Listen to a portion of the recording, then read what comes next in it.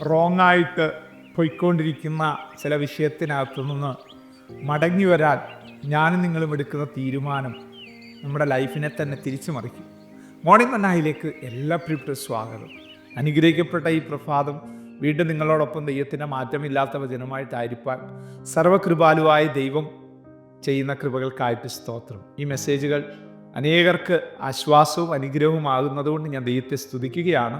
ഇന്ന് നമ്മൾ ചിന്തിക്കാൻ പോകുന്നത് ലൂക്കോസിന് സുവിശേഷം 15-ാമത്തെ അധ്യായം അതിൻ്റെ 20-ാമത്തെ വാക്യമാണ്. അങ്ങനെ അവൻ എഴുന്നേറ്റ് അപ്പൻ്റെ അടുക്കൽ പോയി. ദൂരത്തു നിന്ന് തന്നെ അപ്പൻ അവനെ കണ്ടു.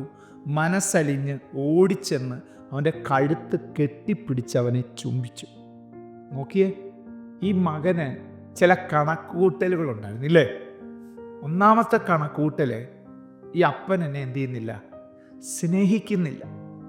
ആ കണക്കുകൂട്ടലാണ് അപ്പനോട് ചില ചോദിക്കാൻ അവനെ പ്രേരിപ്പിച്ചത്. അവൻ ചോദിച്ചതെല്ലാം ചെയ്തു, അപ്പൻ കൊടുത്തു ഇല്ലേ? എന്തൊക്കെയാ കൊടുത്തേ? അവന് വേണ്ടുന്നതെല്ലാം, അവൻ എന്തൊക്കെ ചോദിച്ചോ അവനെല്ലാം അത് കൊടുത്തു. അധികം കാലം കഴിയുന്നതിന് മുമ്പ് അവനത് സ്വരുക്കൂട്ടി എന്ത് ചെയ്തു?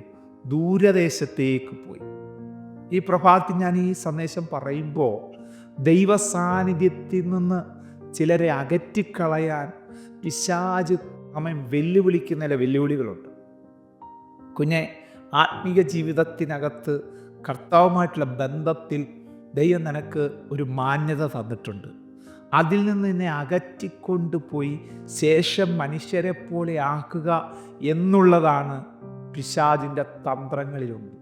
അതിലൊന്നാമതായിട്ട് പിശാച് ഉപയോഗിക്കുന്നത്, അപ്പന് എന്നോട് സ്നേഹമില്ല. നിർഭാഗ്യമെന്ന് പറയട്ടെ, ഈ മകൻ അങ്ങനെ പോയി കേട്ടോ. മുതലെല്ലാം തീർന്നു, വരവില്ല, ചെലവാ. കാരണം അപ്പൻ്റെ പ്രൊവിഷൻസ് മകനില്ലല്ലോ. അപ്പൻ ആമേൻ ഹാലലിയ ലഭിച്ചുകൊണ്ടിരിക്കുക, അപ്പന് കിട്ടിക്കൊണ്ടിരിക്കുക, പക്ഷെ മകൻ നഷ്ടപ്പെടുത്തിക്കൊണ്ടിരിക്കുക. അവസാനം ഓരോ സാമ്പത്തിക നിലയുള്ളപ്പോൾ ഓരോ റേഞ്ച് കൂട്ടുകാരാണ്. അവസാനം അവൻ വിശപ്പ് കൊണ്ട് മരിക്കുന്ന അവസ്ഥയിലേക്ക് എത്തി. പന്നി തിന്നുന്ന വാള, എന്നെ വളരെ സങ്കടപ്പെടുത്തി കരയിപ്പിച്ച പദം അത്. പന്നി തിന്നുന്ന വാള വരെ കൊണ്ട് വിശപ്പടക്കാൻ നോക്കി, ആരും അവന് കൊടുത്തില്ല. ഇവരൊക്കെ അവൻ്റെ കൂട്ടുകാരല്ലായിരുന്നോ? ഇവരൊക്കെ അവനെ സഹായിക്കാന്നൊക്കെ പറഞ്ഞവരല്ലായിരുന്നോ? എന്തുമായിരുന്നു അവർക്ക് വേണ്ടത്? അവൻ എന്തോ ഉണ്ടോ അതാ അവർക്ക് വേണ്ടത്. പ്രിയ ദൈവവൈദ്യരെ, നിനക്കെന്തുണ്ട്? നിൻ്റെ ആരോഗ്യം, നിൻ്റെ സമ്പത്ത്, നിൻ്റെ കഴിവ്, ഇതാ പിശാചിനും വേണ്ടത്, പിശാചിൻ്റെ ആൾക്കാർക്കും വേണ്ടത്.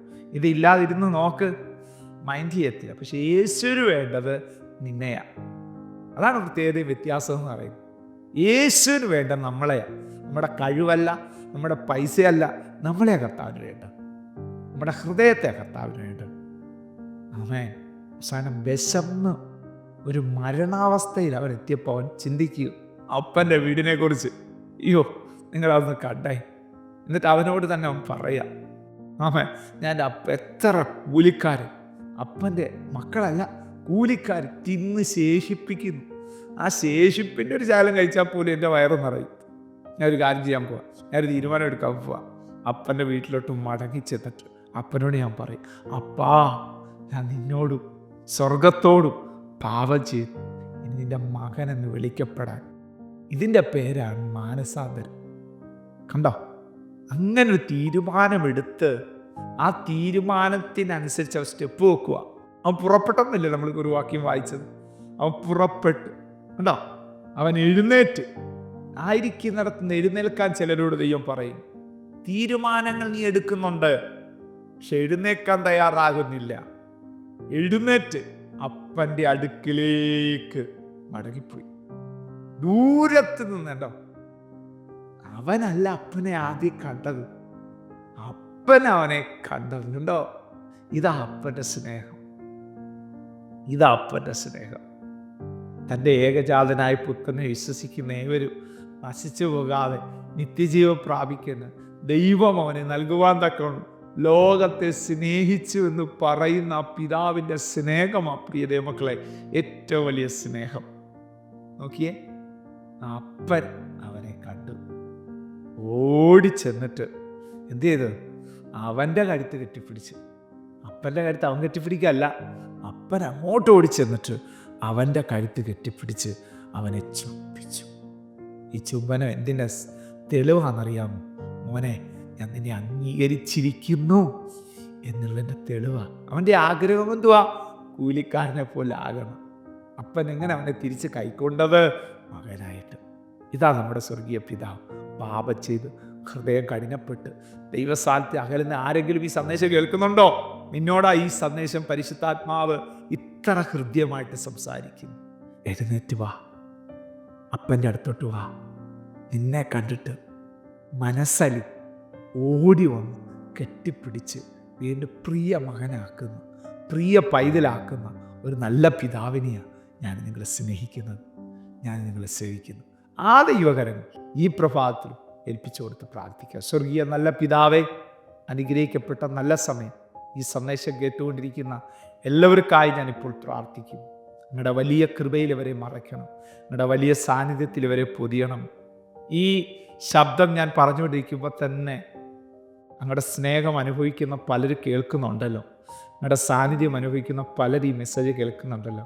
അവരുടെ ലൈഫ് ഇതുവരെ കാണാത്ത രീതിയിൽ വലിയ തിരിവ് സംഭവിക്കട്ടെ, വലിയൊരു തിരിവ് സംഭവിക്കട്ടെ. മഹത്വം അങ്ങേക്ക് യേശുവിൻ നാമത്തിൽ തന്നെ. ആമേൻ. God bless you. ദൈവം നമ്മെ അനുഗ്രഹിക്കട്ടെ. Praise the Lord. മോർണിംഗ് മന്ന സന്ദേശം ശ്രവിച്ചുകൊണ്ടിരുന്ന എല്ലാ ദൈവമക്കൾക്കും സ്നേഹവന്ദനം. പാസ്റ്റർ ബിനു വട്ടപ്പാറ. ഈ ദൈവവചന സന്ദേശങ്ങൾ തുടർമാനമായി ലഭിക്കുന്നതിനായി 9745600023 എന്ന വാട്സാപ്പ് നമ്പറിൽ ബന്ധപ്പെടാവുന്നതാണ്. നമ്പർ ഒരു പ്രാവശ്യം കൂടി ആവർത്തിക്കുന്നു: 97 45 60 00 23. ദൈവം നമ്മേവരെയും അനുഗ്രഹിക്കട്ടെ. God bless you.